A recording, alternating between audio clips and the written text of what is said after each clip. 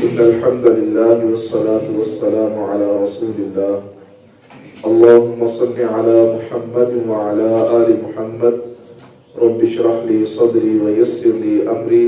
واحلل عقدة من لساني يفقهوا قولي أعوذ بالله السميع العليم من الشيطان الرجيم بسم الله الرحمن الرحيم وما أبرئ نفسي إن النفس لأمارة بالسوء إلا ما رحم ربي إن ربي غفور رحيم وقال الملك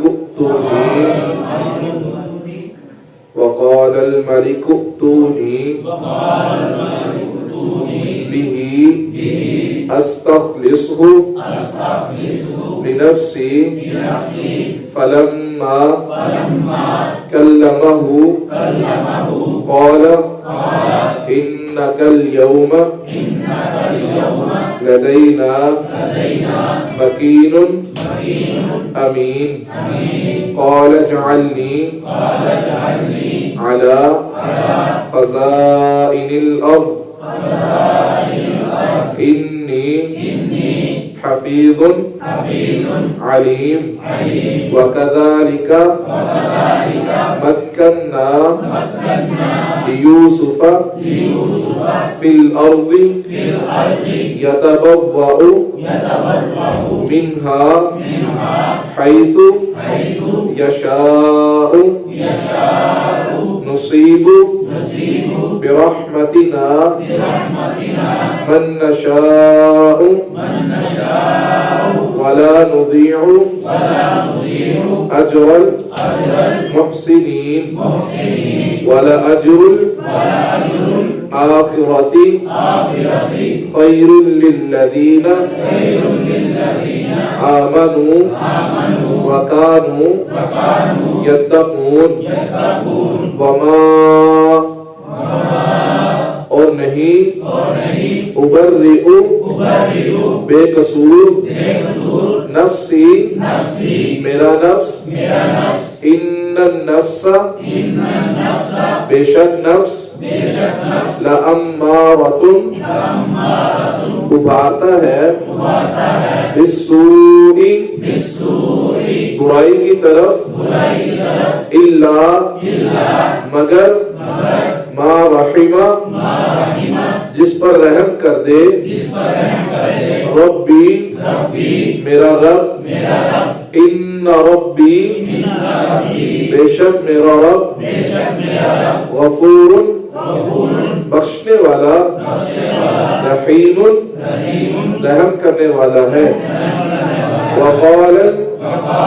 اور کہا ملک ائتونی بادشاہ نے میرے پاس لاؤ بھی اس کو استخلصہ تاکہ میں خالص کر لوں اسے لنفسی اپنے نفس کے لیے اپنے آپ کے لیے فلما پس جب کلمہ کلام کی اس سے قال کہا انکل بے شک تو یوم آج لدینا ہمارے لیے مکین باوقار امین امانت دار ہے قال اجعلنی کہا مقرر کر دیجئے علی خزائن الارض زمین کے خزانوں پر انی بے شک میں حفیظ حفاظت کروں گا علیم علم کے ساتھ، وَكَذَلِكَ اسی طرح، مَكَّنَّا ہم نے قدرت دی، یوسف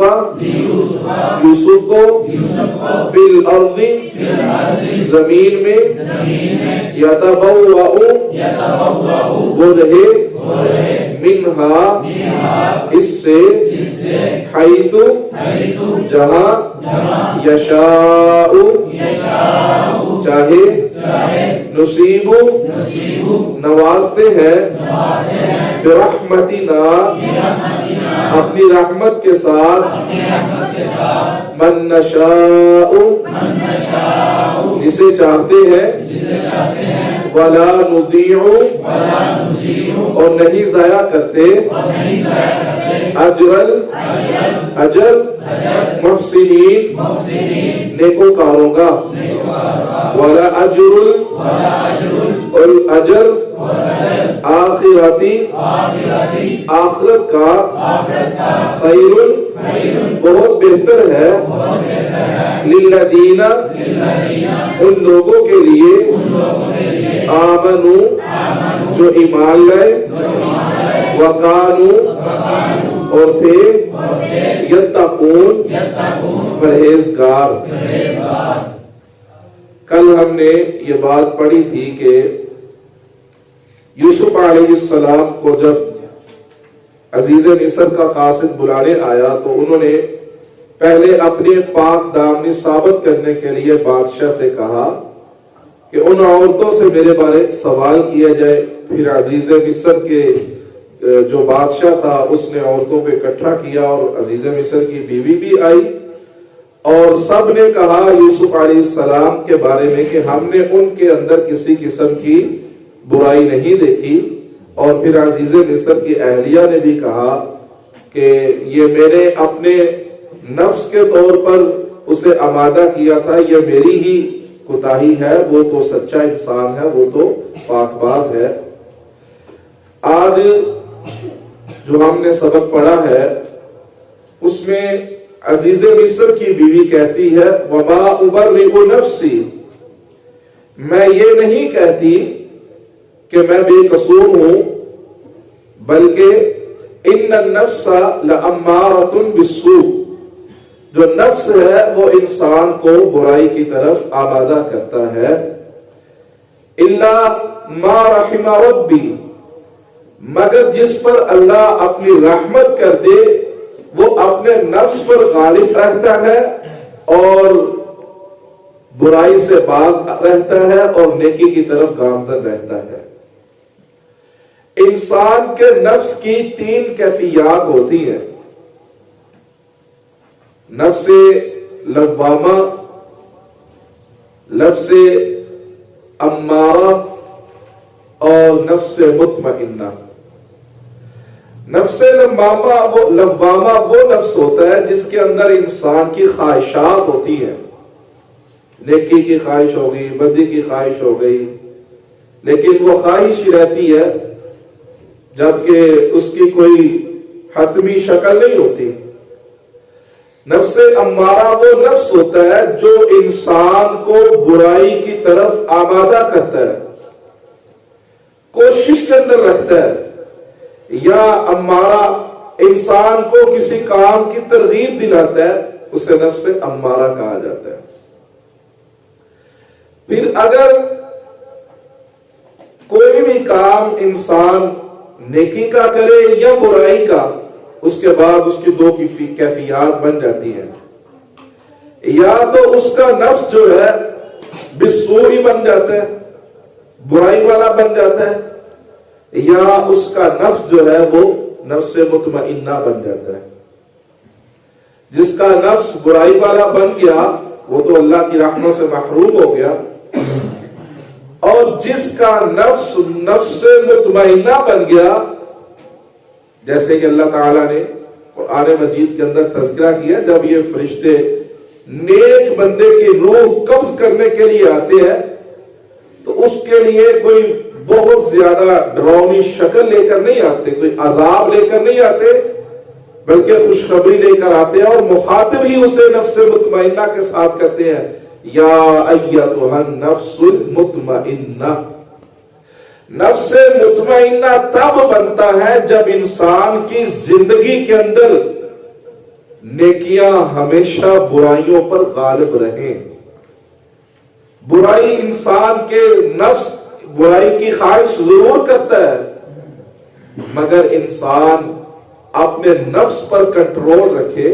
کہ میرا وجود دراصل میں اس کا مالک نہیں ہوں، اس کا مالک اللہ ہے. آنکھ سے کسی برائی کا ارادہ کیا، زبان سے کیا، ہاتھ سے کیا یا پاؤں سے کیا یا کوئی بھی جسم کا حصہ اس کے ساتھ برائی کا ارادہ کرے مگر وہ اپنے رب سے ڈر جائے، برائی چھوڑنے پر بھی نیکی ملی اور نفس بھی مطمئن ہو گیا. اسی طرح نیکیاں مسلسل کرتا رہے، نماز کی پابندی، روزوں کی پابندی، صدقات کی پابندی، اللہ رب العزت کے احکامات کی پابندی، رسول اللہ صلی اللہ علیہ وسلم کی سنتوں کی پابندی،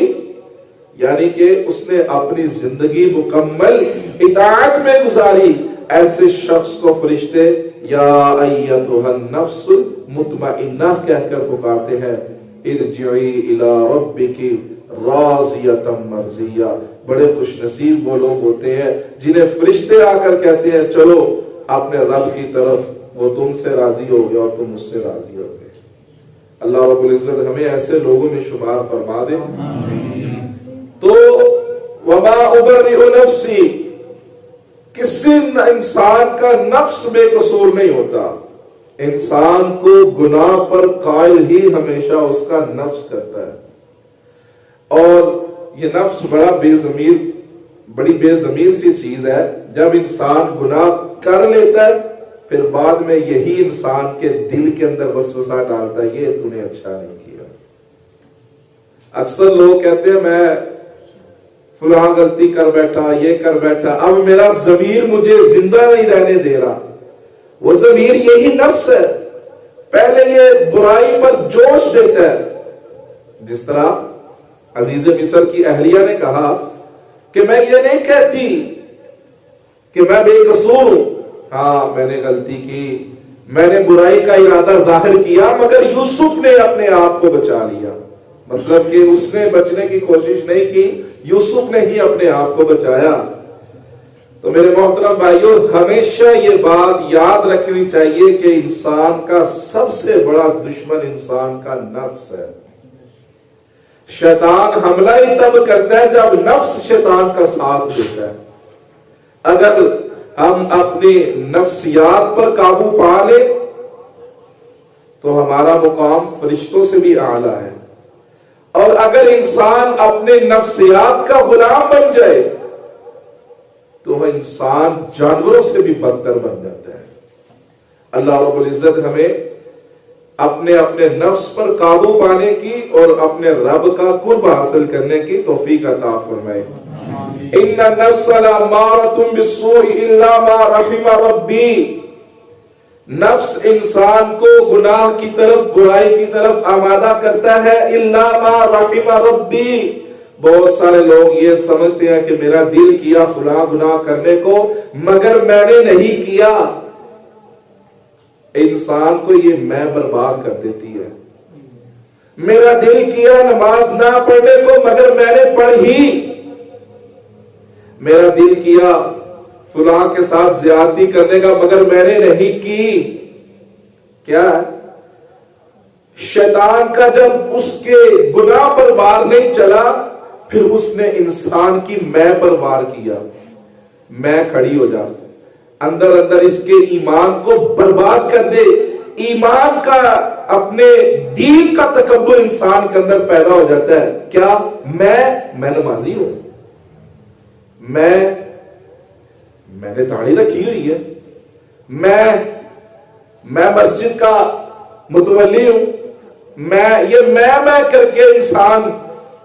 اپنا سارا کچھ برباد کروا لیتا ہے. اللہ فرماتے ہیں الا ما رحم ربی. نفس گناہ کی طرف مائل کرتا ہے، انسان بچ جاتا ہے. بعد میں فخر نہ کرے کہ میں بچ گیا الا ما رحم ربی، انسان تو نہیں بچا، تجھے تیری رب کی رحمت نے بچایا ہے۔ کوئی انسان یہ نہ سمجھے میں نے نیکی کی ہے، خوش اس بات پر ہونا چاہیے مجھے اللہ نے اپنی رحمت سے منتخب کیا نیکی کرنے کے لیے۔ کتنی دنیا پڑی ہے نیکی نہیں کرتی، جو نیکی کرے وہ بھی میں کی گھمنڈ کے اندر نہ آ جائے، نیکی کے ضرور کے اندر نہ آ جائے کہ میں نے نیکی کی، میں گناہ سے بچ گیا۔ جو گناہ سے بچ گیا وہ خود نہیں بچا، وہ تو بڑا کمزور ہے۔ اور بھائیو انسان بڑا کمزور ہے، انسان بار بار بھول جانے والا ہے۔ انسان کو گناہوں سے بھی اللہ کی رحمت بچاتی ہے، نیکیوں کی طرف بھی اللہ کی رحمت لے کر آتی ہے۔ ان ربی غفور الرحیم، بے شک میرا رب بخشنے والا اور مہربان ہے، رحم کرنے والا ہے۔ آگے فرمایا وقال الملک اتونی بہ، بادشاہ نے جب یوسف علیہ السلام کا خواب کی تعبیر کو سنا اور ساری ان کے کردار کی ساری تصدیق اپنے سامنے سنی، کہا استخلصہ لنفسی اتونی بہ، اسے میرے پاس لے کر آؤ، استخلصہ لنفسی، میں اسے اپنی ذات کے لیے خاص منتخب کروں گا، اپنی ذات کے لیے کوئی خاص مشیر منتخب کروں گا۔ ایک لفظ ہے خالص، یہاں پر لفظ خالص نہیں ہے، استخلصہ لنفسی، اپنی ذات کے لیے بہت زیادہ خالص رکھوں گا اسے۔ معنی کیا ہے کہ وہ میرے ہی بہت زیادہ قریب رہے گا، میں اپنے علاوہ اسے کسی کے قریب نہیں ہونے دوں گا۔ یہ یوسف علیہ السلام کے کردار کی، اخلاق کی گواہی اور سچائی کی نشانی تھی، علامت تھی کہ بادشاہ اس قدر متاثر ہوا کہ اس نے پسند بھی نہیں کیا کہ یوسف میرے علاوہ کسی اور کا ہو۔ فلما کلمہ، اللہ فرماتے ہیں پس جب یوسف علیہ السلام نے اس کے ساتھ بات چیت کی تو وہ اور زیادہ متاثر ہو گیا، اور زیادہ یوسف علیہ السلام کا گرویدہ ہو گیا، ان کا فین بن گیا۔ قال، اس نے کہا انک اليوم، بے شک تو آج سے لدینا مکین امین، ہمارے لیے بہت زیادہ باوقار ہے اور ہمارے لیے امانت دار ہے، ہمارے لیے آج سے تیرے لیے خاص احترام ہے، تیرے لیے ایک خاص وقار ہے۔ قال اجعلنی علی خزائن الارض، یوسف علیہ السلام نے کہا کہ آپ مجھے مصر کے خزانوں پر، زمین کے خزانوں پر نگران مقرر کر دیجئے، انی حفیظ علیم، بے شک میں علم کے مطابق اس کی حفاظت کروں گا۔ یہاں پر ایک بات سمجھنے والی ہے، اللہ کے نبی صلی اللہ علیہ وسلم نے فرمایا، صحیح بخاری کے اندر حدیث ہے، کوئی شخص تمہارے پاس آئے اور کسی عہدے کے لیے تم سے سوال کرے، اسے ہرگز وہ عہدہ نہ دو، اسے ہرگز، مثال کے طور پر کوئی شخص مسجد میں آ جائے اور آ کر کے مجھے مسجد کا خزانچی بنا دو، میں یہ کر دوں گا، میں وہ کر دوں گا، نہیں، آپ نے فرمایا تم سے جو عہدہ مانگتا ہے اسے عہدہ نہ دو۔ طریقہ کار یہ ہے کہ تم اپنے درمیان اگر کسی شخص کو منتخب کرنا ہے، اس کا اخلاق دیکھو، کردار دیکھو، امانت دیکھو، دیانت دیکھو، منتخب کر لو۔ جسے لوگ منتخب کرے وہ لیڈر ہوتا ہے، جو خود کو پیش کرے وہ لیڈر نہیں ہوتا۔ یہاں پر رسول اللہ صلی اللہ علیہ وسلم نے فرمایا کہ تم سے کوئی عہدہ مانگے تو اس کو عہدہ مت دو، ووٹ مانگے تو ووٹ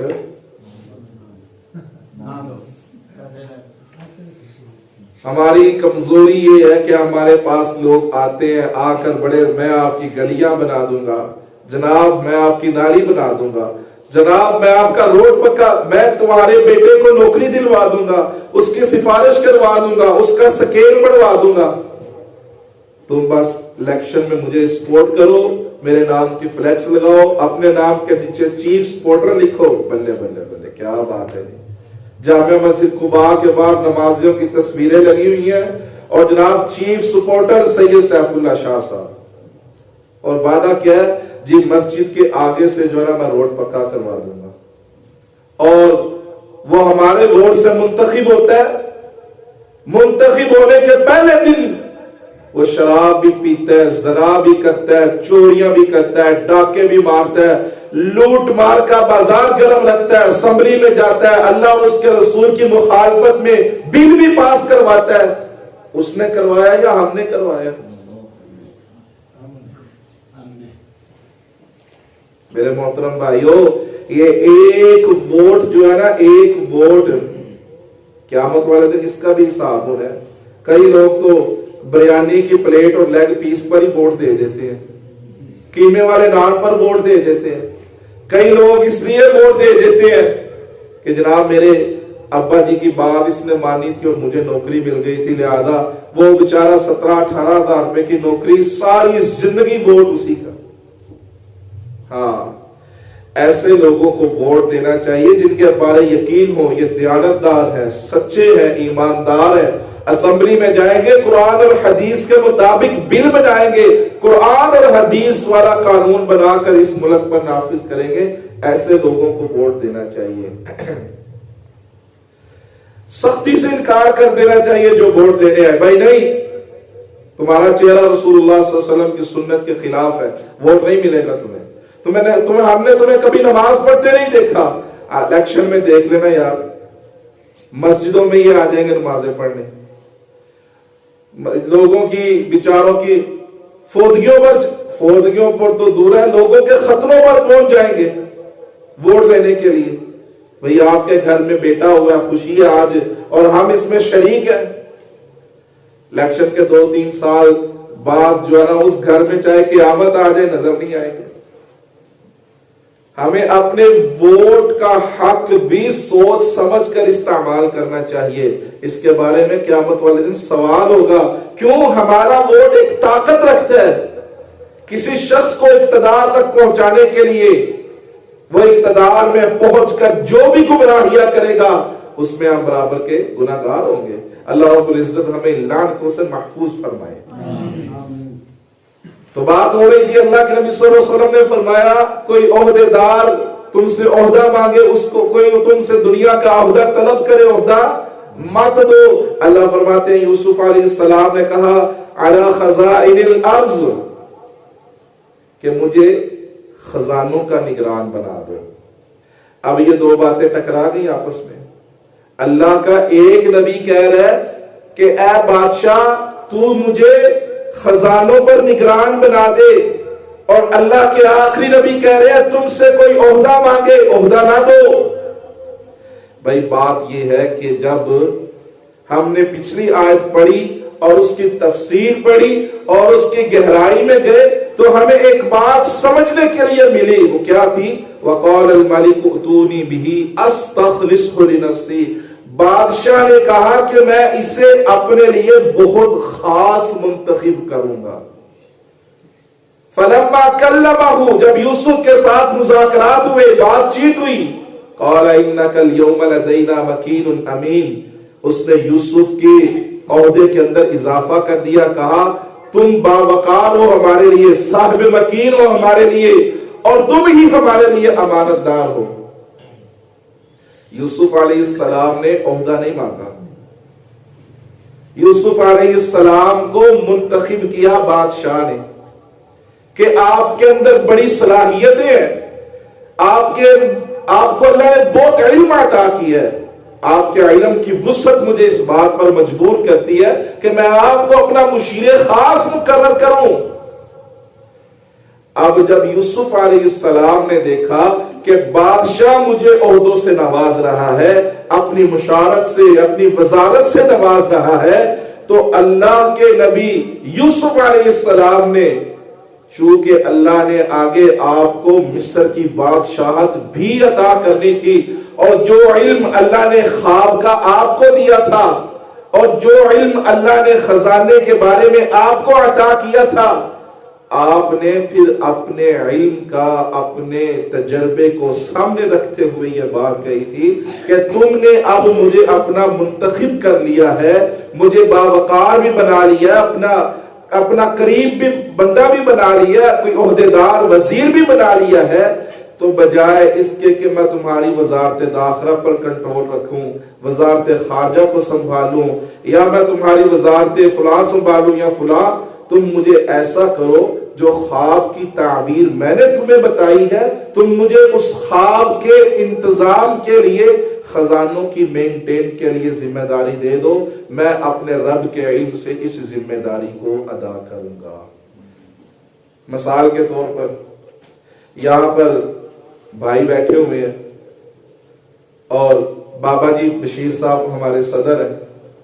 اب صدر کو نظام چلانے کے لیے گورنروں کی تو ضرورت ہوتی ہے نا، صدارتی نظام میں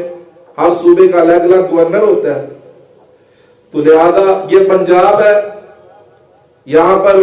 گورنر چاہیے۔ اب بابا جی کہتے ہیں آصف صاحب، ٹیپو صاحب، زبیر صاحب، ذکاء اللہ صاحب، ندیم صاحب، ابو بکر صاحب، رنجم صاحب، ایوب صاحب، آپ لوگوں کو میں نے اپنی کابینہ بنانا ہے، بس یہ میرا فیصلہ ہے۔ ایک ہے کہ بابا جی نے آرڈر جاری کر دیے کہ آپ لوگوں کو میں نے اپنی کابینہ بنانا ہے، اب یہ آپ لوگوں پر ڈیپینڈ کرتا ہے۔ یہ زراعت میں مہارت رکھتے ہیں، یہ کہے بابا جی آپ نے منتخب تو کر لیا ہے، مجھے زراعت کا شعبہ دے دیجئے کیونکہ میں نے ایم ایس سی ایگریکلچر کیا ہے۔ آصف صاحب کہے آپ مجھے میکینیکل کا شعبہ دے دیں، کیوں میری اسپیئر پارٹس کی دکان ہے۔ زبیر صاحب کہے بابا جی آپ نے مجھے منتخب کر لیا ہے، لہذا آپ مجھے ٹیکسٹائل کا شعبہ دے دیں کیونکہ میرا کپڑے کا تجربہ ہے۔ اسی طرح ایوب صاحب کہے بابا جی آپ مجھے وزارت سونا دے دیں کیونکہ میرا سونے کا کاروبار ہے، آپ نے منتخب تو کر لیا ہے۔ ان کو منتخب کیا ہے تو ان کو اپنا علمی سٹیٹس پیش کرنا چاہیے۔ اب ان کے درمیان اگر میں آؤں، بابا جی میں بھی دے ہے نا، دیکھو میرا 120 کلو وزن ہے، میں کھلا سوٹ پانا، افغانی ٹوپی سر تے رکھنا، مہنگی جیکٹ پانا، مہنگی جوتی پانا، بابا جی میں بھی ہاں، اب میں عہدہ مانگنے کیا ہوں، لہذا اللہ کے نبی کی حدیث کے مطابق مجھے ٹھوک کے جواب ملنا چاہیے، تجھے کوئی عہدہ نہیں ملے گا۔ جن کو عہدے دار، نگران منتخب کرے ان کو عہدہ ملنا چاہیے، اور جو خود اپنے آپ کو پیش کرے اسے عہدہ نہیں ملنا چاہیے۔ تو اسی طرح یوسف علیہ السلام نے اسے کہا کہ اب تم نے مجھے اپنے قریب کر لیا ہے، اپنا خاص بندہ بنا لیا ہے، تو تم مجھے ان حالات کی ذمہ داری دے دو، میں اس طرح جو ہے نا ان حالات کو کنٹرول کرنے کے لیے، ذخیرہ کرنے کے لیے اور گوداموں کی تعمیر کے لیے بڑے معاملات ہوتے ہیں۔ اللہ تعالیٰ نے جیسے جیسے ان کو علم عطا کیا ویسے ویسے انہوں نے وہاں پر سارا نظام چلایا۔ اللہ فرماتے ہیں وَكَذَلِكَ مَكَّنَّا لِيُوسُفَ فِي الْأَرْضِ، ہم نے اسی طرح یوسف کو قدرت دی، جگہ دی، يَتَبَوَّأُ مِنْهَا حَيْثُ يَشَاءُ، وہ اس میں سے جہاں چاہتے رہتے، نُصِيبُ بِرَحْمَتِنَا مَن نَّشَاءُ، ہم اپنی رحمت کے ساتھ ہی ہر بندے کو نوازتے ہیں۔ کسی بندے کے اندر قابلیت نہیں ہوتی، کوئی بندہ اپنے دین کی وجہ سے، علم کی وجہ سے، عبادت کی وجہ سے یہ نہ سمجھے کہ یہ مجھ پر میری عبادتوں کا قرض تھا یا مجھ پر میری محنت کا قرض تھا۔ اللہ فرماتے ہیں نصیب برحمتنا من نشاء، ہم جسے بھی نوازتے ہیں اپنی رحمت کے ساتھ نوازتے ہیں۔ ولا نضيع اجر المحسنین، یہاں پر وہ لوگ جو نیکیاں بھی کرتے ہیں، صدقات بھی کرتے ہیں، جماعت جوڑنے کے لیے محنت بھی کرتے ہیں، بھائیوں کا پیچھا بھی کرتے ہیں، دعائیں بھی کرتے ہیں، مگر رزلٹ نہیں ملتا، اللہ تعالیٰ ان کو بھی نصیحت فرما رہا ہے ولا نضيع اجر المحسنین، نیکی کرنے والوں کا اجر ہم ضائع نہیں کرتے۔ اللہ جسے چاہے نیکی کا اجر دنیا میں عطا فرمائے، جسے چاہے آخرت میں عطا فرمائے، جسے چاہے دنیا آخرت دونوں میں عطا فرمائے، وہ اجر کا مالک ہے، جب چاہے جسے چاہے عطا فرمائے۔ فرمایا والا اجر الآخرۃ خیر، جو آخرت کا اجر ہے وہ بہت بہتر ہے۔ کتنی اللہ رب العزت نے حوصلہ دینے والی بات کی۔ دنیا کے اندر ہر انسان یہ چاہتا ہے میں جو بھی نیکی کروں اس کا اجر مجھے ابھی مل جانا چاہیے۔ اللہ فرماتے ہیں وَلَا أَجْرُ الْآخِرَةِ خَيْرٌ، میرے بندو آخرت کا اجر بہت بہتر ہے للذین آمنوا، ان لوگوں کے لیے جو ایمان لائے، وکانوا یتقون، اور جو پرہیزگار تھے۔ اللہ رب العزت ہمیں بھی ایمان والوں میں اور پرہیزگاروں میں شامل فرما دے۔ کل سے انشاءاللہ یوسف علیہ السلام کے بھائیوں کا ایک طویل تذکرہ کہ وہ مصر میں آئے، پھر غلہ مانگا، پھر بنیامین سے ملاقات ہوئی، پھر واپس گئے، انشاءاللہ اس کا تذکرہ ہوگا۔ اللہ رب العزت عمل کی توفیق عطا فرمائے۔ تشریف رکھیں، بھائیوں کے لیے چائے کا انتظام۔